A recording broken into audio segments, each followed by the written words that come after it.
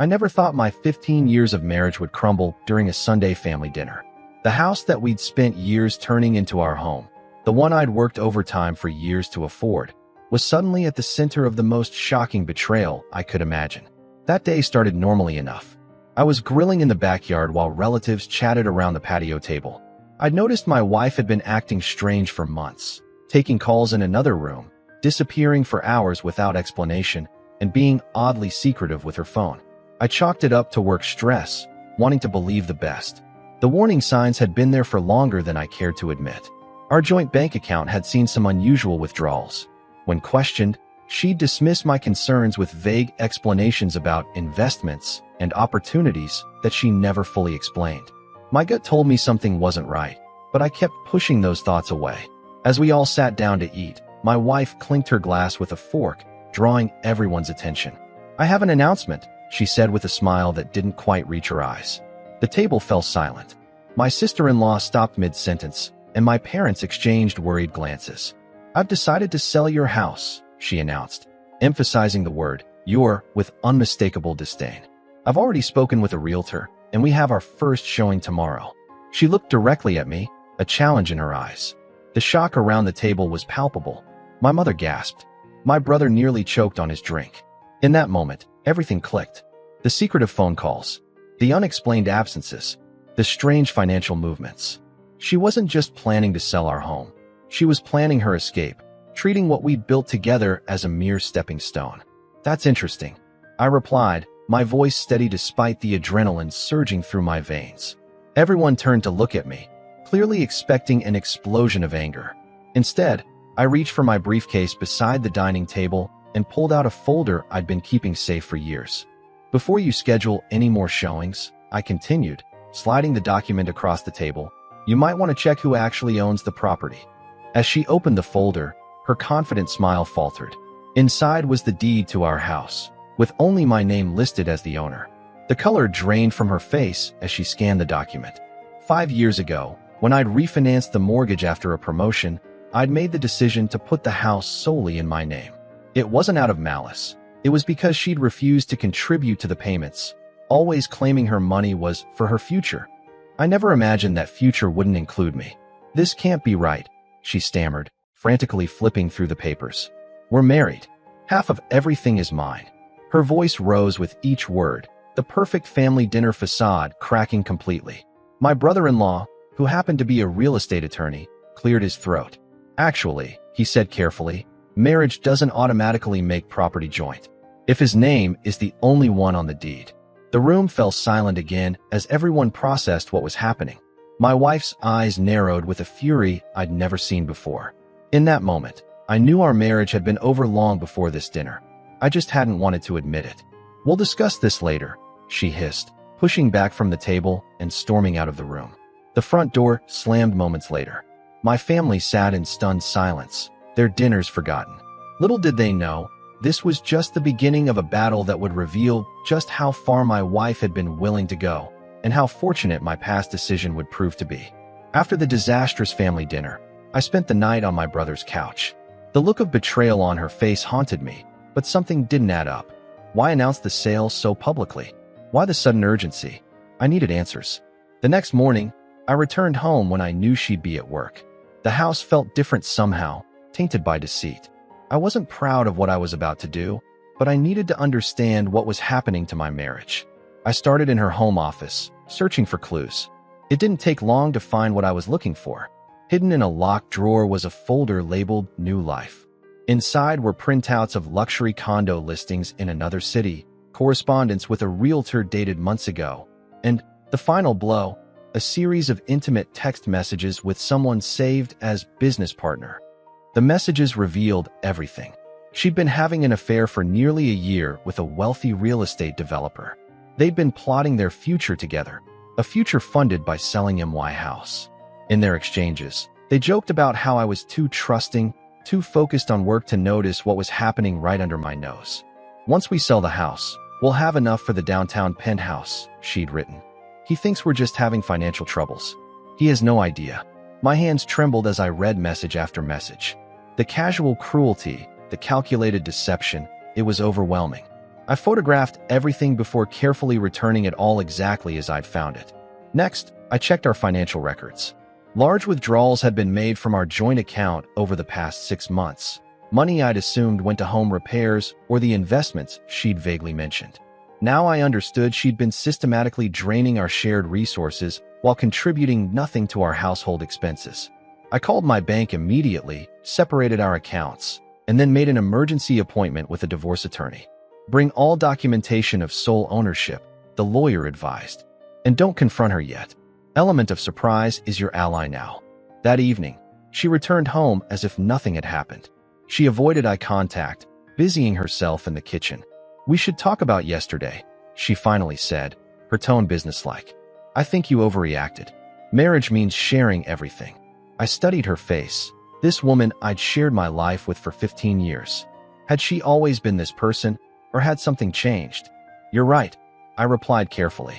"We should discuss everything, including why you've been looking at penthouses with your business partner." Her sharp intake of breath confirmed everything. "You've been spying on me?" she accused, immediately going on the offensive. "How dare you invade my privacy? Interesting that your first concern is your privacy, not the affair or the financial deception," I observed quietly. "You don't understand," she countered, her voice softening to the persuasive tone I'd fallen for countless times before. "We've been growing apart for years. I needed someone who appreciates me, who shares my ambitions. And my house. Was that part of your ambition too?" "Our house," she corrected sharply. "I've given this marriage 15 years of my life. I deserve compensation." In that moment, I saw our entire relationship with painful clarity. I'd been a means to an end, financial security, while she positioned herself for something better. The woman I loved had been planning her exit strategy for months, while I'd been working overtime to build what I thought was our future together. "I think you should stay somewhere else tonight," I said evenly. "I need time to think." She smirked, reaching for her phone. "Fine, but this isn't over. The house will sell, with or without your cooperation." As she packed an overnight bag, I received a text from my lawyer confirming our appointment for the following morning. The quiet certainty in my chest told me I'd finally made the right decision, not just about the house, but about the rest of my life. The next few days were a strange dance of avoidance and tension. She returned home, but barely acknowledged my presence. I maintained the facade of normalcy while secretly meeting with my lawyer and securing my financial assets. Then came the moment that pushed me over the edge. I arrived home from work to find a well-dressed couple walking through my living room, measuring the windows. My wife was showing them around like a seasoned realtor, pointing out the Italian marble countertops and hand-scraped hardwood floors I'd saved for years to afford. "This is a surprise," I said, setting down my briefcase. The couple looked uncomfortable, sensing the tension immediately. "I wasn't aware we had visitors today. They're just getting a feel for the space," she replied coolly. "The formal listing goes live tomorrow." I smiled politely at the bewildered couple. "I'm sorry you've been put in this awkward position, but this house isn't for sale. My wife doesn't have the legal authority to sell it." The man cleared his throat. "Perhaps we should come back another time." "Don't bother," I said firmly. "The property isn't and won't be on the market." After they left hurriedly, her composure finally shattered. "You're being completely unreasonable. You can't stop this sale. We need to move on, divide our assets." "That's just it," I interrupted. "This house isn't our asset. It's mine. 5 years ago, I'd made a decision that I never thought I'd need to defend. We'd been having financial problems, or so I thought at the time. Money kept disappearing from our joint accounts. When I'd question her, she'd get defensive, accusing me of not trusting her. When the opportunity came to refinance at a lower rate, I suggested we put the house solely in my name to protect it from some tax issues she was having with her side business. She'd agreed readily, not bothering to read the paperwork, apparently never believing it would affect her long-term plans. "You tricked me," she hissed, her face contorted with rage. "Did I force you not to read what you were signing?" I asked calmly. "Did I hide the papers from you? Or did you just not care enough about our biggest asset to pay attention?" Her eyes narrowed dangerously. "My father is friends with the best divorce attorney in the state. When he hears about this..." "He already has," I cut in. "I called your parents yesterday. They're disappointed, but not surprised. Your mother mentioned concerns about your friendship with this developer months ago." That revelation hit her hard. The support she'd been counting on was crumbling. Her parents, despite loving her, recognized the wrongness of her actions. "This isn't over," she threatened, grabbing her keys. "I'm staying at Melissa's tonight. When I come back, I expect you to be reasonable about selling." After she slammed the door, I sank into my favorite chair, the one I'd bought when we first moved in.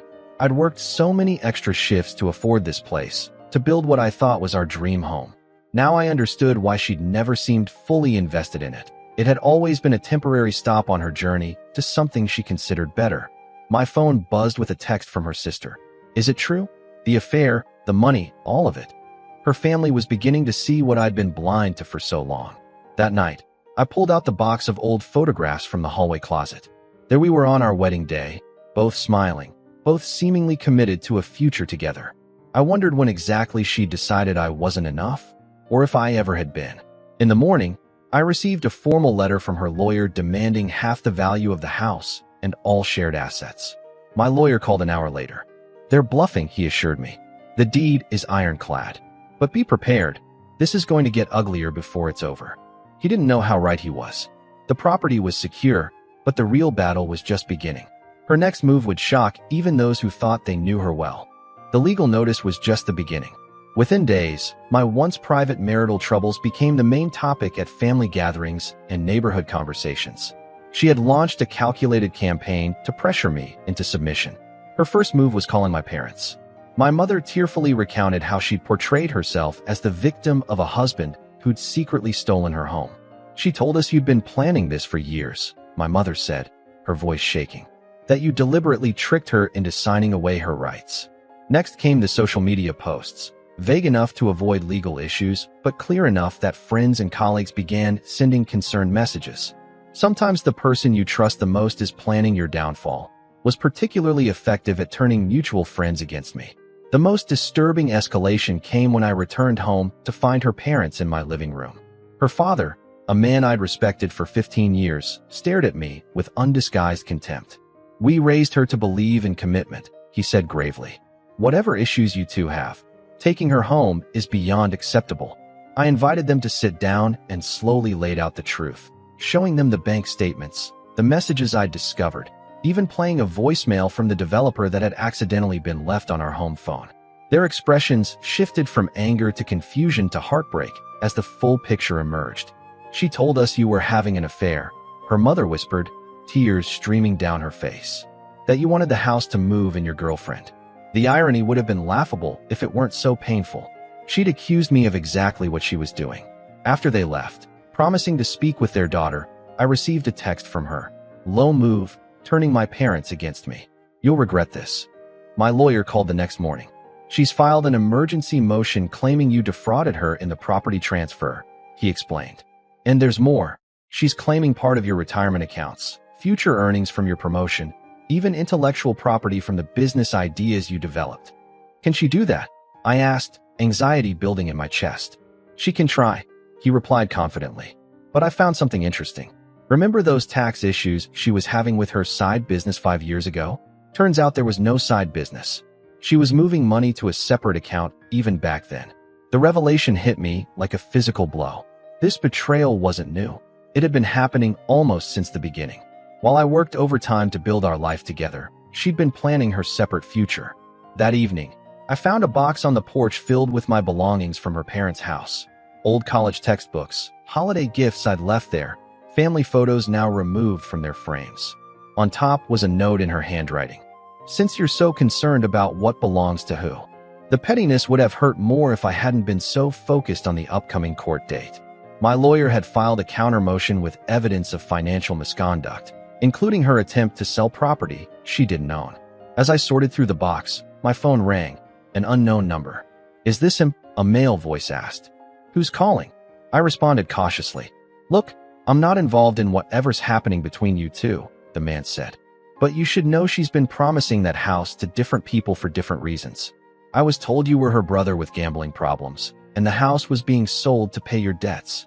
My heart raced as I realized I was speaking to the developer, the man she'd been planning her new life with. "How did you get my number?" I asked. "Found it in her phone when she was showering," he admitted. "Things aren't adding up. I'm backing away from all of this." After we hung up, I forwarded the call details to my lawyer. Her carefully constructed plan was unraveling. People were seeing through the deception, but I knew her well enough to know she wouldn't give up easily. The stage was set for our court appearance, but I never anticipated what would happen the night before the hearing, or how it would completely change the trajectory of our battle. The night before our court hearing, I was reviewing documents with my lawyer when my security system pinged. The camera showed my wife at the front door with the developer and someone who looked suspiciously like a locksmith. "She's trying to change the locks," I realized aloud. My lawyer immediately called the police while I headed home, recording everything on my phone as I approached. They hadn't noticed me walking up the driveway as the locksmith worked on the front door. My wife was speaking animatedly to the developer, pointing at various features of the house. "The primary bedroom has a perfect view of the sunrise," she was saying. "Once we get the outdated bathroom, it'll be perfect for us." "And you're sure your ex won't cause problems?" the developer asked, looking uncomfortable. "This feels wrong. He's just bluffing about the deed," she replied dismissively. "My lawyer says married couples in this state share ownership regardless of whose name is on paper. Besides, he'll be financially destroyed after tomorrow's hearing." I cleared my throat loudly. All three turned, startled by my presence. "This is breaking and entering," I stated calmly, my phone camera still recording. "The police are on their way." The locksmith immediately packed his tools. I was told this was a legal lock replacement. He mumbled, clearly wanting no part of what was unfolding. "Listen," the developer started, stepping forward with his hands raised. "There's clearly been a misunderstanding." "The misunderstanding," I interrupted, "is that she convinced you she had the right to sell property that isn't hers." I turned to my wife. "This is low even for you." Her composure cracked completely. "You think you're so clever with your secret paperwork and your lawyer friends," she shouted. "You tricked me. 15 years of my life, and you think you can just— 15 years of lying," I corrected, remaining calm despite my racing heart. 15 years of planning your exit while I built this life. Our life, believing we were partners. The developer was backing toward his car, finally seeing the full picture. "I'm out," he declared. "This is not what you described at all." "Don't you dare leave," she screamed after him. "We had an agreement."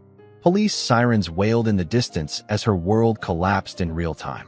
The developer drove away without looking back, abandoning her just as she'd planned to abandon me.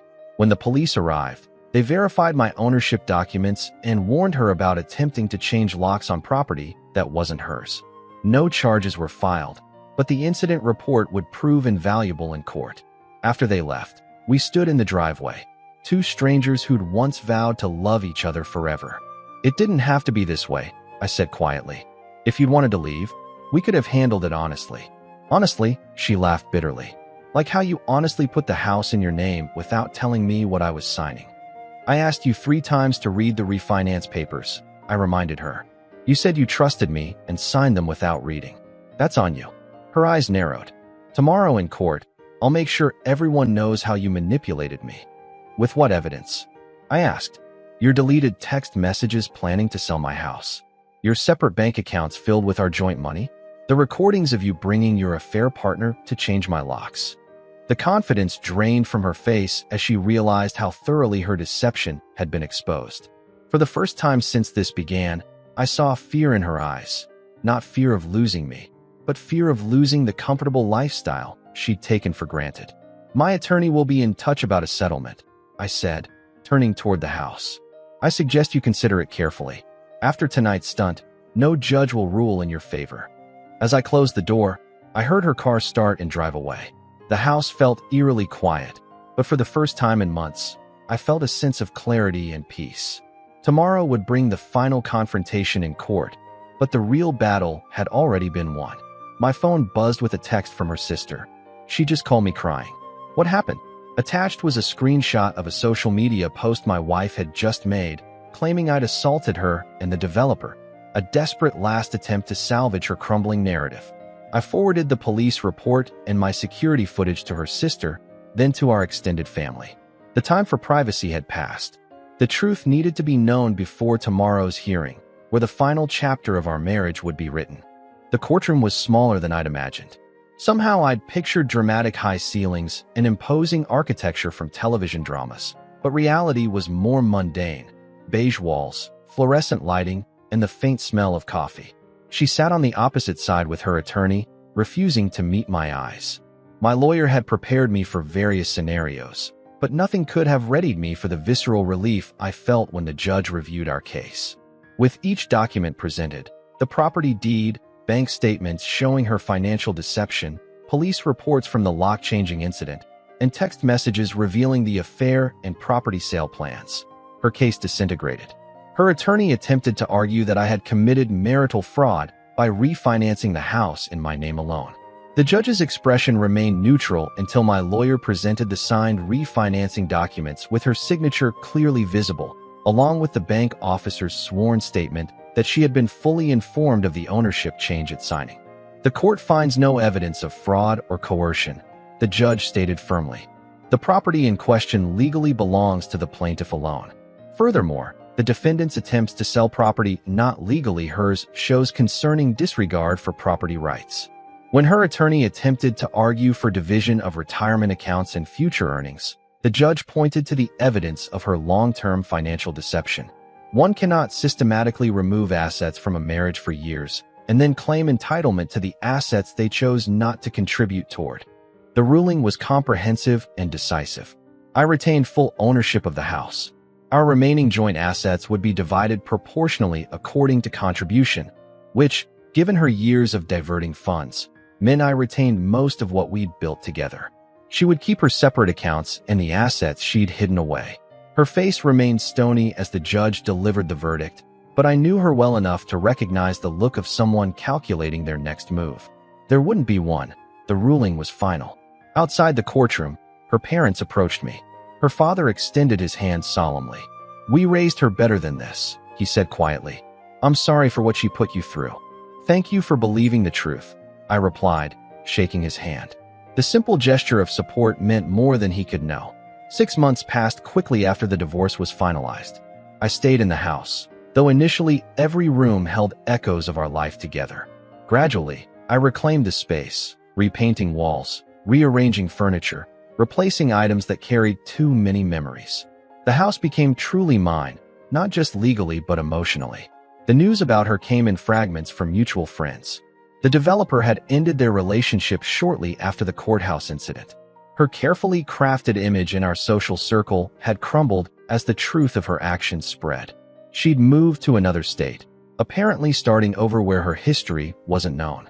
One evening, while clearing out the last of her forgotten belongings from the attic, I found our wedding album. The smiling couple in those photos seemed like strangers now. I realized I didn't feel anger anymore, just a quiet sadness for what could have been if her promises had matched her intentions. I donated the album to a thrift store on my way to a dinner with friends. At the restaurant, I found myself seated beside a woman I'd met briefly at a neighborhood function months earlier. Our conversation flowed easily, and when she asked about my story, I shared an abbreviated version, enough to be honest without dwelling on the past. "That must have been difficult," she said thoughtfully. "But it sounds like you learned a lot about yourself." "I did," I agreed. "I learned that trusting blindly isn't the same as loving deeply, that protecting yourself isn't selfish, and that sometimes the most painful endings lead to the most necessary beginnings." She smiled, raising her glass slightly. "To necessary beginnings, then?" A year after the divorce, I received a letter from my ex-wife's mother. She wrote that her daughter had finally acknowledged her actions and was working to become a better person. She wasn't asking for forgiveness or reconciliation, just sharing that some good had come from the painful situation. I stood on my back deck, watching the sunset over the property I'd fought to protect. The home that had almost been taken from me had become a symbol of resilience rather than loss. The garden I'd planted that spring was flourishing, new growth replacing what had been cleared away. Sometimes the most valuable things we own aren't just the properties with our names on deeds, but the lessons written in our experiences and the wisdom earned through our challenges. I had lost a marriage but found something more valuable, a stronger sense of self and the knowledge that I could weather whatever storms might come next.